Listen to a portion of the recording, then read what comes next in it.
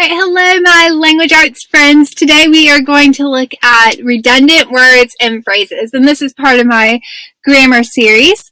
And so today we're going to look at the mini lessons and examples. There are 3 practices to go with this and a check-in, so if you're interested in that, check out the links below. But let's go ahead and look at our examples. Well, first, you might be thinking, redundant? I never heard that word. What does that even mean? And so redundant is when we use 2 or more phrases together that mean the same thing. Basically, it's when you're repeating yourself. And we don't want to do that because being redundant makes your writing sound repetitive and unpolished and could cause the reader to lose interest. And we don't want that to happen. So let's look at some examples. So here's the sentence. I stared at the blank sheet of paper that was empty. So, step 1, think. What words have the same meaning in this sentence? I stared at the blank sheet of paper that was empty. Well, blank and empty mean the same thing. So step 2, we need to take away one of the redundant words and rewrite it so the sentence still has the same meaning. So I think I'm going to take away empty. So we're going to rewrite it to say, I stared at the blank sheet of paper. It just sounds more polished. Let's look at another example. When we visited New York City, I was in awe of the huge and enormous skyscrapers. Not that bad, but there is a little instance of redundancy here. So think, what words have the same meaning? I know you're super smart, so you picked huge and enormous. So let's take out one of those. I think I'm going to take out huge because I like enormous better. It sounds better. Sounds fancier.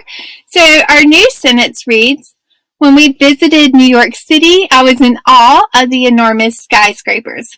Again, much more polished. Oh, this one's a little bit tricky. Due to their crazy antics, the twins are a pair of students that are hard to handle when they are in the same class. Wow, that's a really wordy sentence. And there's an instance of redundancy here that we can get rid of.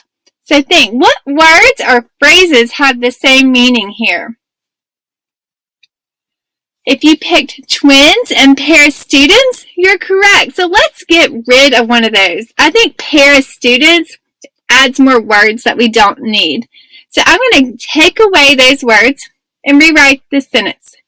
Due to their crazy antics, the twins are hard to handle when they are in the same class. So much better. Less words, more polished. Great. Last example. We all held our breath as we awaited the judge's final outcome. This one's a little tricky too. So think. What words have the same meaning?